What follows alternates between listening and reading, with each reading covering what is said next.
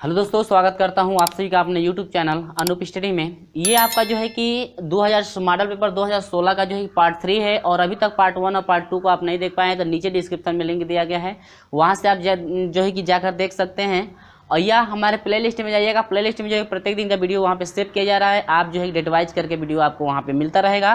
तो चलिए इस वीडियो में हम लोग देखेंगे प्रश्न नंबर 21 से। तो प्रश्न नंबर 21 है क्या, जरा ध्यान से समझिएगा। स्क्रीन पे आपको प्रश्न दिख भी रहा होगा। करें एक टीवी का विक्रय मूल्य कर सहित जो है कि 40,000 कर सहित दिया है 40,221, ठीक है। उसका मूल्य होगा यदि कर की दर 9% हो तो, यानी कर उसका मूल्य क्या होगा। तो मान लेते हैं कि अंकित मूल्य आपसे पूछ रहा है, तो फार्मूला होता है अंकित मूल्य बराबर होता है मेरे प्रिय छात्रों कर सहित,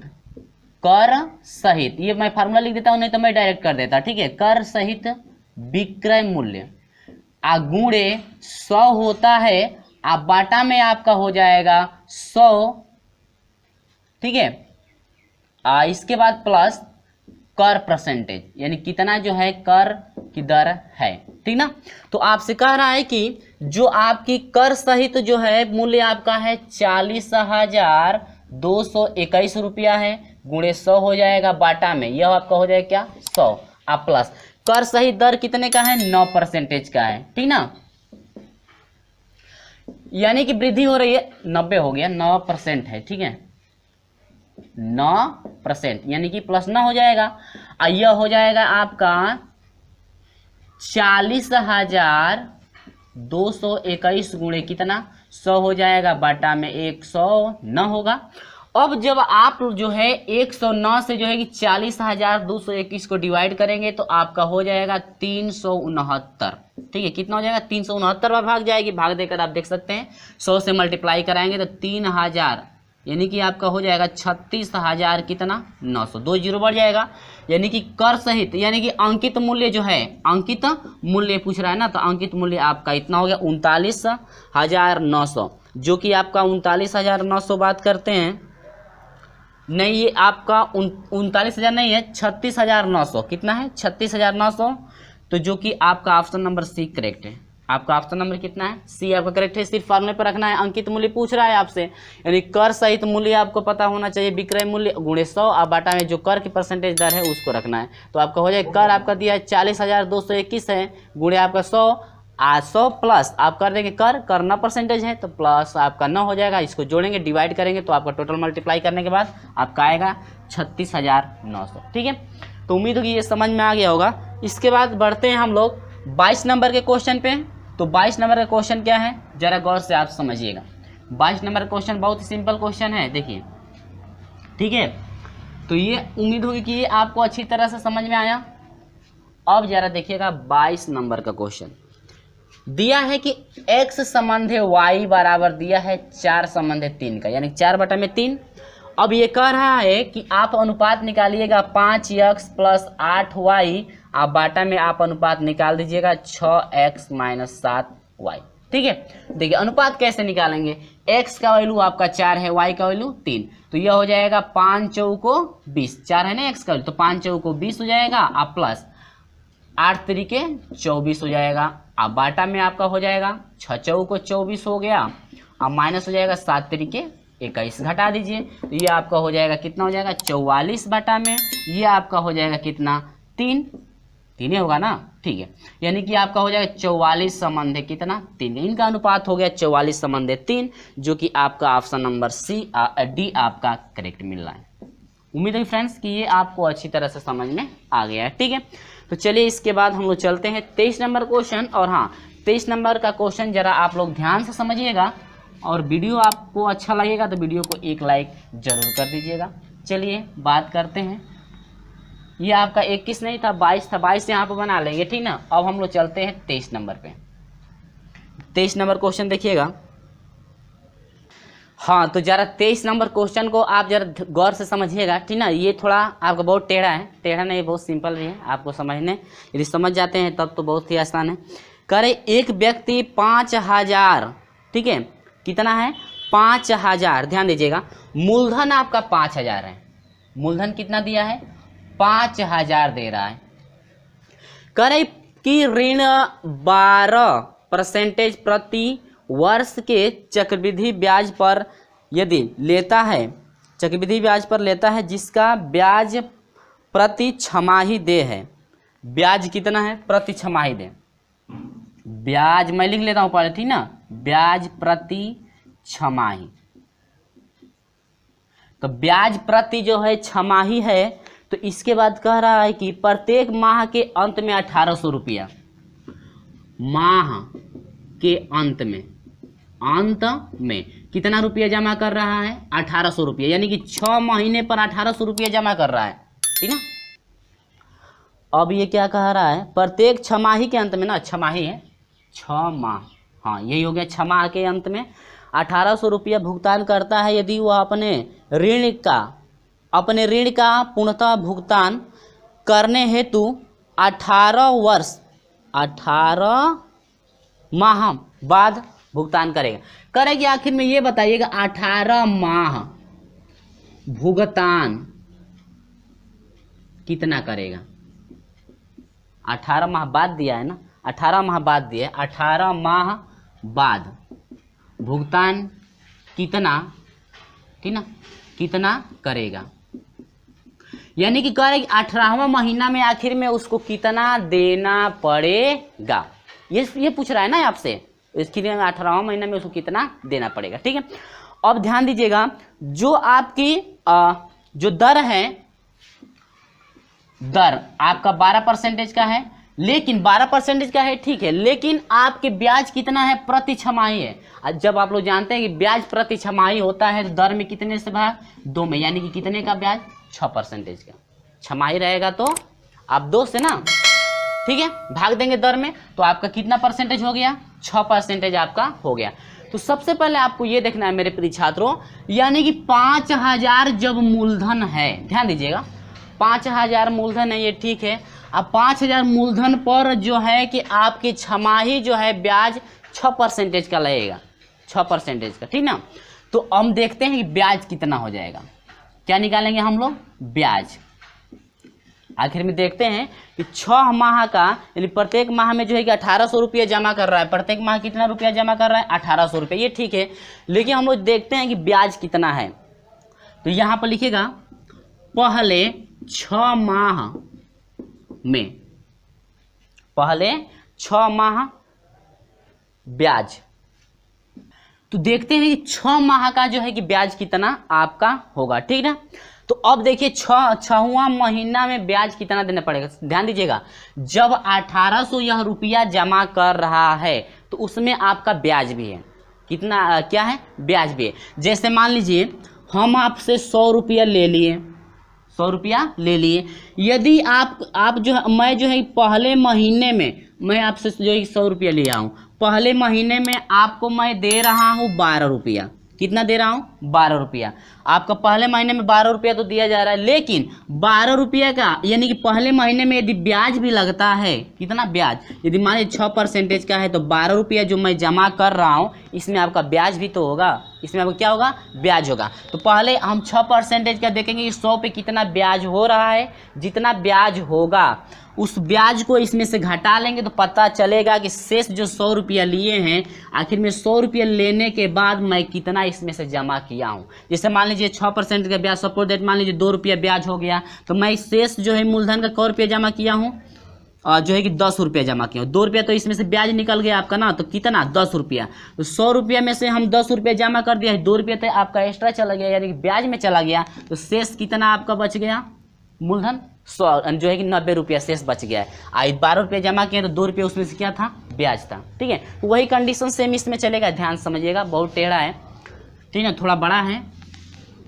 तो 6 माह का पहले ब्याज निकाल लीजिए, तो यह हो जाएगा 5000 गुणे 6/100, तो 100 से 100 ये कट जाएगा, 0 0, 6 5 कितना 30।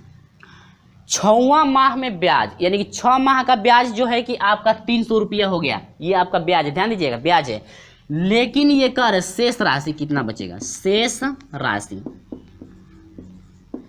ध्यान दीजिएगा, 6वां माह में क रुपया जमा कर रहा है 1800, यानी कि लिया था कितना 5000 लिया था, इसमें से 1800 रुपया जो है प्रत्येक 6 माह में जमा कर रहा है, लेकिन 1800 रुपया में जो है कि आपका ब्याज 300 मौजूद है। तो 1800 में से 300 घटाएंगे तो पता चलेगा कि कितना बच गया, 1500 रुपया।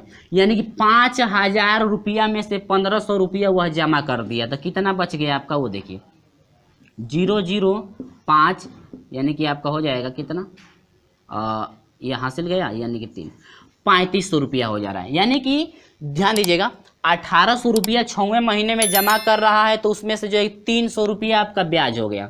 कौ रुपया ब्याज हो गया, 300 रुपया आपका ब्याज। समझिए, समझाने में हमको समय लग रहा है, यानी कि आपका एक सही ट्रिक बताइए। 300 रुपया जब ब्याज लग गया, 1800 रुपया जमा किया, 300 रुपया उसमें ब्याज था, तो आखिर में टोटल जो है मूलधन का कितना रुपया जमा किए हैं आप, 1500 रुपया जमा किए, क्योंकि ये 300 तो एक्स्ट्रा आपका चला गया वो ब्याज में, ठीक ना। तो 5000 में से 1500 रुपया जमा कर दिए, तो शेष राशि आपकी जो है 3500 रुपया हो गई। 6वें महीने में कितना बच गया शेष राशि, 3500 रुपया। अब अगले 6 महीना में फिर 6% का ब्याज, कितने परसेंटेज का, 6% का।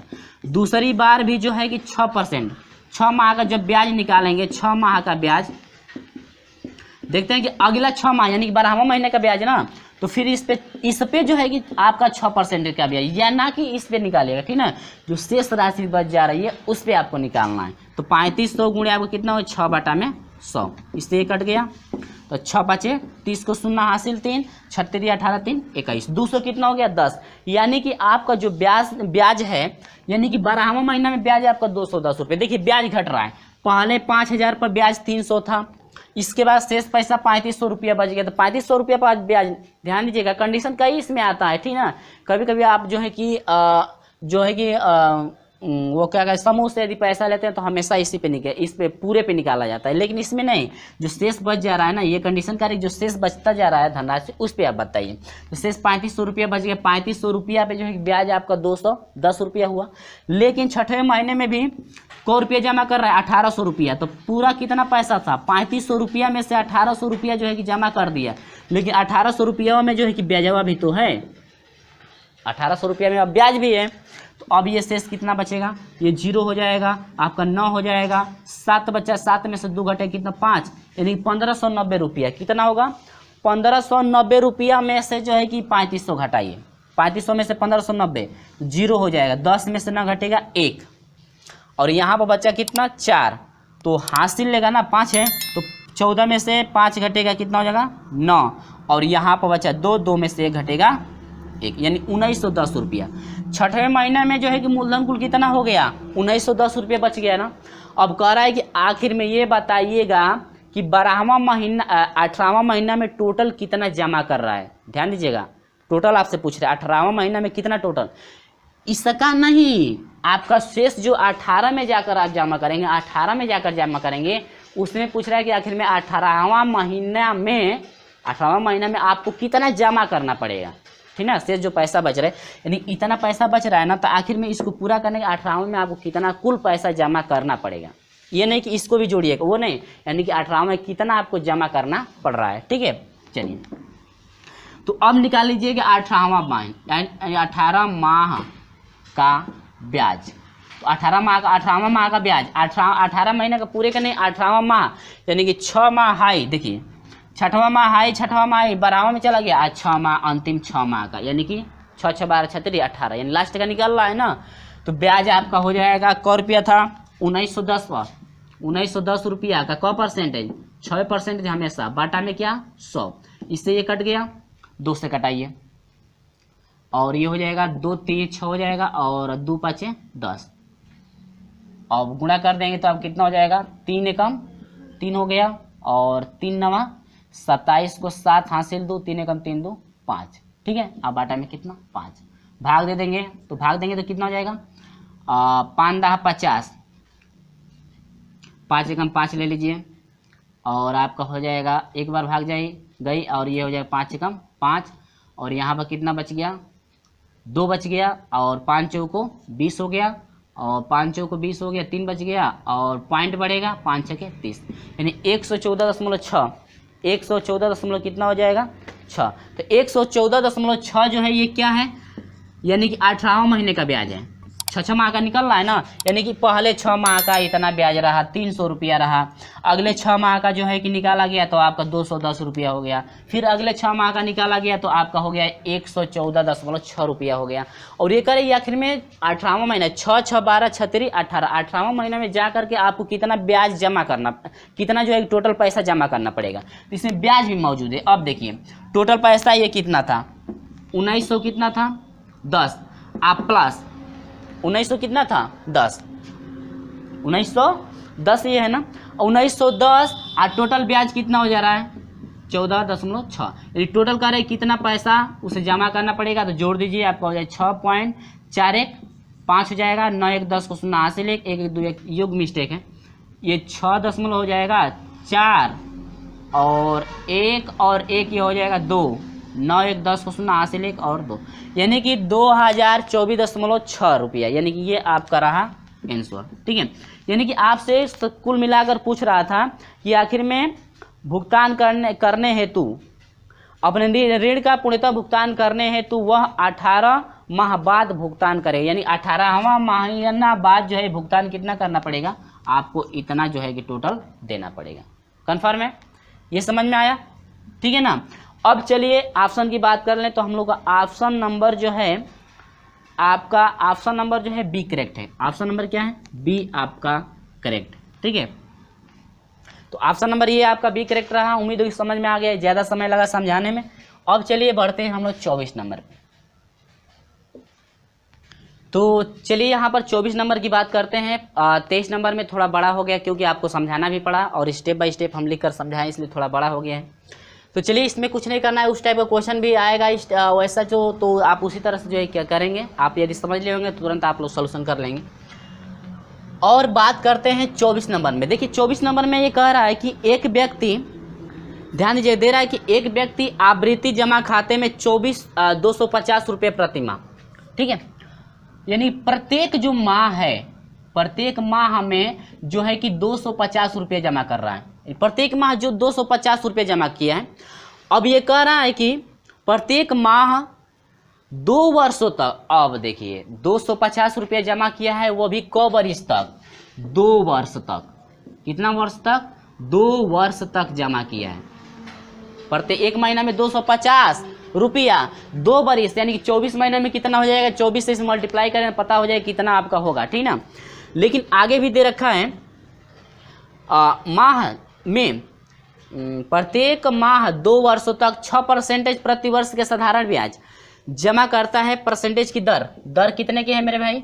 6% की है ना। तो ये कह रहा है कि ब्याज पर जमा करता है तो उसका जमा 2 वर्ष का जो है जमा धन कितना हो जाएगा? तो जमा धन यानी कि 2 वर्ष का जमा धन या कुल धन लिख लीजिए, कुल धन क वर्ष का? 2 वर्ष का, 2 वर्ष का कुल धन। 2 वर्ष का कुल धन बराबर हो जाएगा क्या? आपका होगा प्रत्येक माह में कितना जमा कर रहा है वो चाहिए, प्रत्येक माह में कितना जमा कर रहा है वो चाहिए। डायरेक्ट मैं लिख देता हूँ, ठीक ना।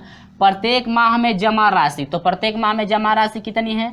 250 रुपया है। गुणे क वर्ष तक जमा किया है? 2 वर्ष तक। एक महीना में 250 तो 2 वर्ष तक कितना, यानी 2 वर्ष का मतलब कितना, क महीना हो गया? 24 महीना। गुणे होता है 100 होता है, इसके बाद प्लस होता है दर 6% है, तो 100 में 6 को क्या कर दीजिए? जोड़ दीजिए, बाटा में क्या हो जाएगा? 100। समझ में आया? अब यहां पर देखिए 2 से कटाइए, ये कितना हो गया? 50 हो गया कि नहीं हुआ? अब ये 2 से कटाइए, 2 एकम 2 दूनी के 4, फिर कटाइए 2 छक्के 12, आइए हो गया क्या? 25। समझिएगा, अब 25 से कम 25 हाई हो गया कितना? 10, और 6 से मल्टीप्लाई करेंगे तो कितना हो जाएगा? 60, और गुणे हाई हो जाएगा 106, गुणा करेंगे तो 0 6 6 के 36 हो जाएगा, 6 एकम 6, यानी कि 6360 रुपया, यानी कि 2 वर्ष में जो है वह टोटल जो राशि जमा करेगा 6360 रुपया जमा करेगा। ये समझ में आया कि नहीं? ये समझ में आया। और हाँ, हम लोग ऑप्शन की बात कर ले 30 यानी 6360 रुपया, तो option number C correct. Confirm हुआ? ये आपको अच्छी तरह समझ में आ गया होगा। सिर्फ फार्मूला कैसे बनाएंगे? फार्मूला क्या था? फार्मूला क्या था देख लीजिए, फार्मूला क्या था, यानी 2 वर्ष में कुल धनराशि बराबर हो जाएगा प्रत्येक माह जमा राशि गुणे 2 वर्ष, यानी कि माह 2 वर्ष हो जाएगा, यानी कि 24 महीना 24 गुणे 100 आप प्लस आपकी हो जाएगा दर परसेंटेज आप बाटा में क्या 100। फार्मूला ऐसे लिख करके आप तुरंत हल कर देंगे, आप फार्मूला पता होगा तो एक ही बार मान रख के हल कर देंगे, ठीक ना। चलिए ये तो आपका ऑप्शन नंबर सी आपका करेक्ट रहा, ठीक है। उम्मीद होगी ये छोटे में आपको समझ में आ गया। चलिए अब इसके बाद हम लोग बढ़ते हैं प्रश्न नंबर 25 पे। 25 प्रश्न नंबर देखिएगा, ये 24 रहा ना, और नहीं हाँ ये 24 रहा। अब देखिएगा ये क्या कह रहा है, 25 नंबर बहुत सिंपल है, आप लोग सोल्यूशन कर लेंगे। एक संख्या और इसके व्युत्क्रमों का योग जो है कि 70, यानी एगो संख्या और उसके व्युत्क्रमों का योग आपका, व्युत्क्रमों का योग आपका है 17 बटा में कितना 4। कह रही एक संख्या और व्युत्क्रमों का योग 17 बटा में 4 है तो वह संख्या ज्ञात की। बहुत सिंपल है, ऑप्शन क्या है 14 है, ऑप्शन आपका 14 है, 1 बटा में 4 24 है। देखिए ऑप्शन से मैं हल करा दे रहा हूँ, मैं ऑप्शन पर लिख लेता हूँ। 14 है, 14 है, बी है आपका 1 बटा में 4 है, सी आपका कितना है मेरे प्रिय छात्रों 24 है, और डी आपका है इनमें से कोई नहीं, इनमें से कोई नहीं, ठीक है। देखिए ऑप्शन से कैसे करेंगे, करेंगे एक संख्या है, यानी कि मान लेते पहली संख्या 14 है, उसका व्युत्क्रम यानी कि 1 बटा में 14 हो जाएगा, योग माने होता है जोड़, करे एक संख्या उसका व्युत्क्रम माने उल्टा, यानी 14 है तो 14 का उल्टा 1 बटा में 4, और कह रहा है कि इनका योग माने जोड़, और जोड़ कर देखिए तो आपका 17 बटा में 4 होगा, यानी कि 14 से 14 मल्टीप्लाई करेंगे तो बहुत अधिक हो जाएगा 17 से, और 1 भी जोड़ेंगे तो बहुत अधिक, कटेगा भी नहीं, यानी कि ये आपका ऑप्शन कैंसिल। इसको देखिए 1 बटा में 4 है ना, 1 बटा में 4 का व्युत्क्रम कितना हो जाएगा 4, 1 बटा में 4 का व्युत्क्रम 4, और कह रहे हैं इनका योग, योग माने जोड़, तो 4 चौको 16, 16 1 17, 17 बटा में कितना हो जाएगा 4। आया कि नहीं है, फटाक से जो है कि ऑप्शन से आप लोग कर लेंगे, जो कि ऑप्शन नंबर आपको कौन सा करेक्ट मिला, ऑप्शन नंबर बी, ये ऑप्शनल है, ठीक ना। या आप ये ऐसे नहीं करना चाहते हैं तो आप बेसिक से करना चाहते हैं तो मान लीजिएगा पहली संख्या यक्स है, उसका व्युत्क्रम 1 बटा में कितना हो जाएगा यक्स हो जाएगा, योग कर रहा है तो जोड़ देंगे बराबर हो जाएगा 17 बटा में कितना 4, मल्टीप्लाई करा देंगे x square plus 1 by x हो जाएगा इक्वल टू 17 बटा में कितना हो जाएगा 4, और तिरक मल्टीप्लाई करके गुणनखंड करेंगे तो वही वैल्यू फाइंड होगी, ठीक है। चलिए तो आप जो है कि ये ऑप्शनल से लीजिएगा, बहुत ही सिंपल तरीके से आपका हो जाएगा, बहुत ही कम समय आपका लगेगा। चलिए आगे बढ़ते हैं, ये तो 25 नंबर रहा। अब हम लोग बढ़ते हैं 26 नंबर के क्वेश्चन की तरफ, देखिएगा 26 नंबर,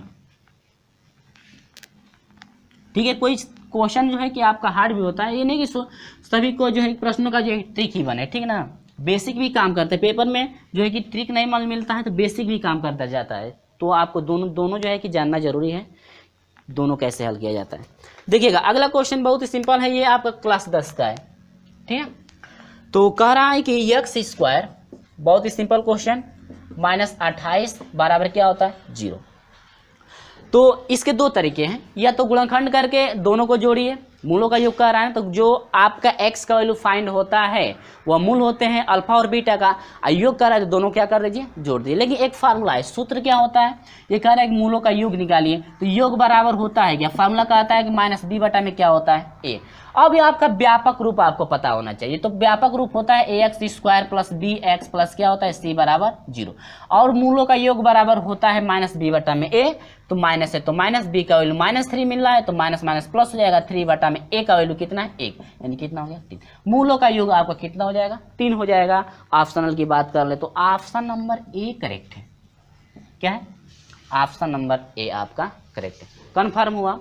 चलिए बहुत अच्छी तरीके से समझ में आ गया होगा, और आपको लेकर चलते हैं हम 27 नंबर के, ठीक ना। जो भी अच्छा लगे वैसे ही आप लोग करेंगे। 27 नंबर को भी जो है कि ऑप्शनल आप करेंगे, ठीक है, नहीं तो मानकर आप करेंगे तो बहुत ज़्यादा बड़ा होगा, तो ऑप्शनल से इस टाइप क्वेश्चन सिर्फ ऑप्शनल से आप लोग सोल्यूशन करेंगे फटाक से। चलिए करिए दो संख्याओं का, पहले मैं ऑप्शन रखता हूँ। ए आपका दिया है, आपको स्क्रीन पे दिख भी रहा होगा, जल्दी से कमेंट करके बताइए आप जो आंसर कितना होगा, ठीक है। एवं दिया है 24, बी दिया है आपका 21, एवं दे रहा है 34, और इसके बाद सी दिया है आपका 6, एवं दे रहा है 18 दे रहा है। इसके बाद डी दे रहा है, यहाँ पर दिख रहा है यहाँ पे दिख रहा है यहाँ पे, तो और इसके बाद डी बराबर है 24 एवं आपका क्या है 40। यही है ना।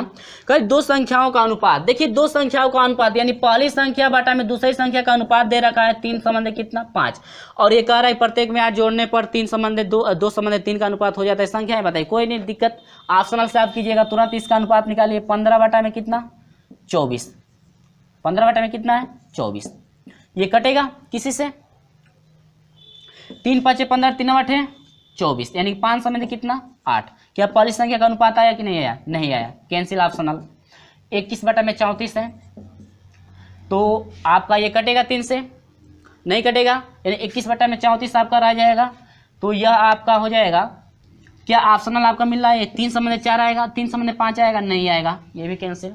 इसमें ये 6 बटा में कितना हो जाएगा 18, देखिए 6 कम 6 6 3 18, एक संबंध कितना मिला 3। क्या यहाँ पर लेकिन आना पहली और दूसरी का अनुपात आना चाहिए, 3 संबंध 5 आना चाहिए, वही पूछ रहा है पहली और दूसरी संख्या क्या है, वही ना पूछ रहा है।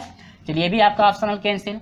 ये आपका है 24 बटा में 40 है, कटाइए, और ये आपका हो जाएगा 8 3 के 24 हो जाएगा, 8 5 40 यानी कि 5 बटा में 3, यानी कि आपका 3 संबंध कितना 3 बटा में 5 यानी कि 3 संबंध कितना 5। 3 संबंध 5 आया कि नहीं आया, तो वह संख्या पूछ रहा था, तो आखिर में वह संख्या जो है 24 और जो है कि 40 है, जिसका अनुपात आपका 3 संबंध 5 होगा।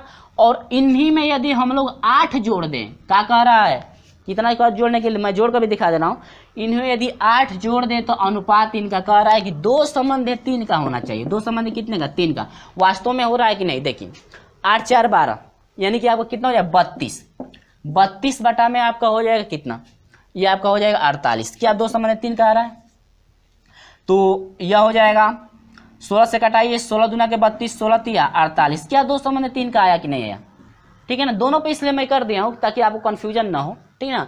या तो एक ही पर आप तुरंत निकाल करके पहला जो आपका मिल रहा है, यानी 3 संबंध जो 5 पहले और दूसरे का मिलेगा अनुपात वही आपका होगा। यानी कि आपसे क्या पूछ रहा था हाल में, करे कि वह संख्या बताइएगा जिनका अनुपात आपका 3 संबंध 5 हो जाए, और उसी में जोड़ने पर आपका जो है 8 जोड़ने पर आपका 2 संबंध 3 हो जाए, जो कि ऑप्शन नंबर आपका कौन सा करेक्ट है फ्रेंड, ऑप्शन नंबर जो है डी करेक्ट है, कन्फर्म है।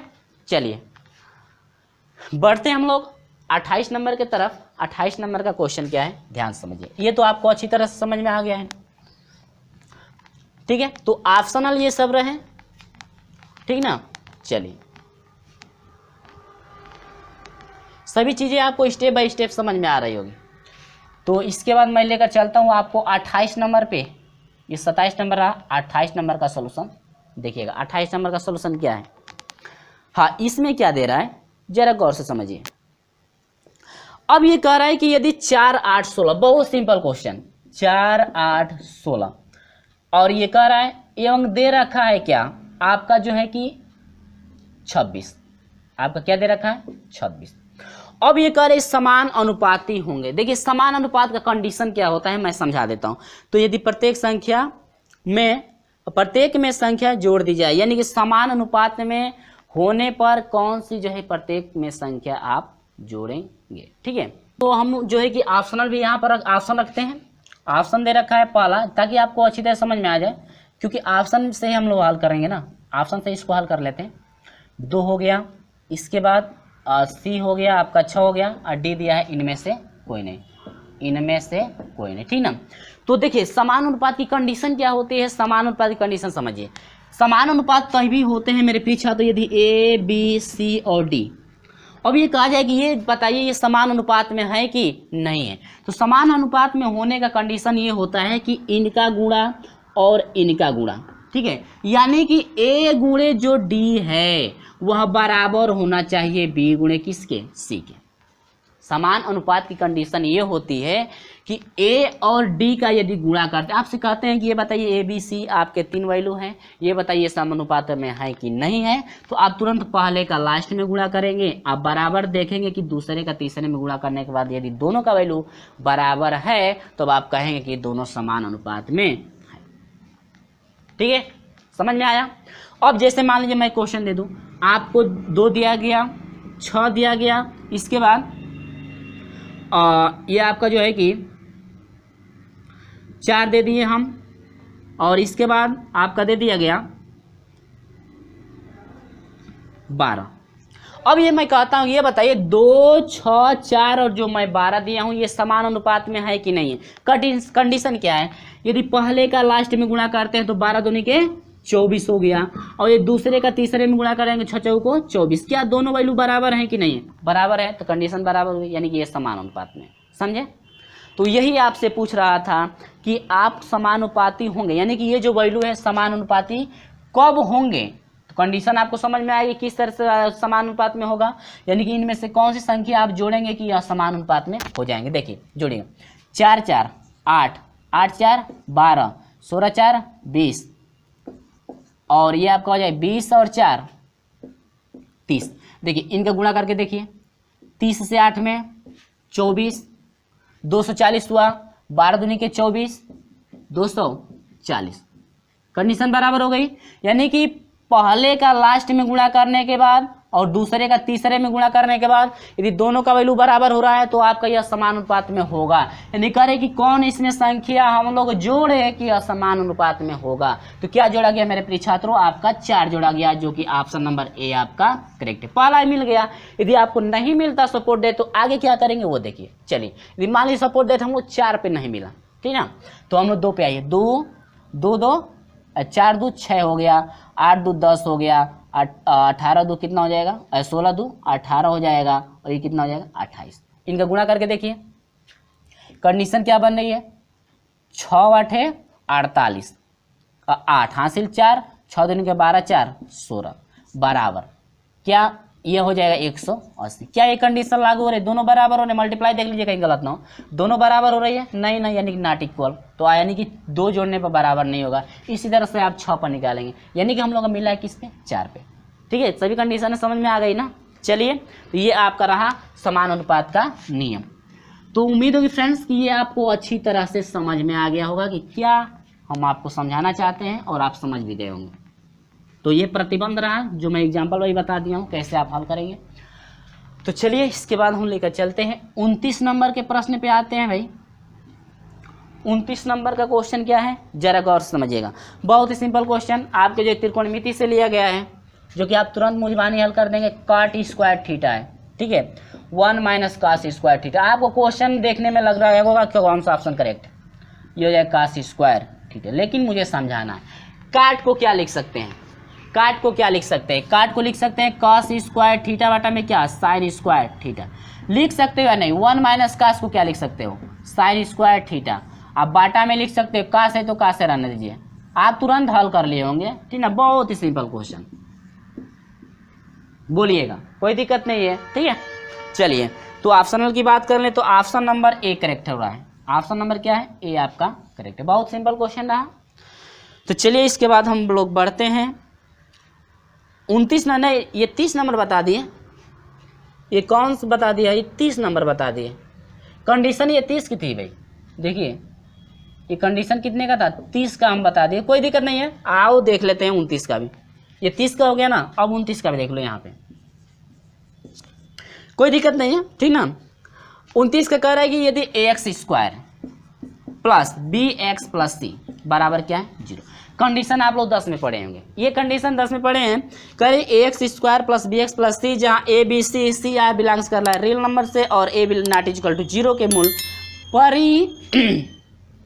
परिणाम बराबर तथा चिन्ह साइन में विपरीत होंगे। यदि करें परिणाम बराबर, यानी कि 2 मूल बराबर कब होते हैं, 2 मूल बराबर तभी होते हैं जब बी स्क्वायर माइनस 4ac जो है बराबर कितने के होता है, 0 के। ये कंडीशन होती है कि 2 मूल बराबर तभी होते हैं जब बी स्क्वायर माइनस 4ac बराबर कितना हो, 0 हो। ये कंडीशन होती है कि 2 मूल तभी बराबर होंगे जब बी स्क्वायर माइनस 4ac 0।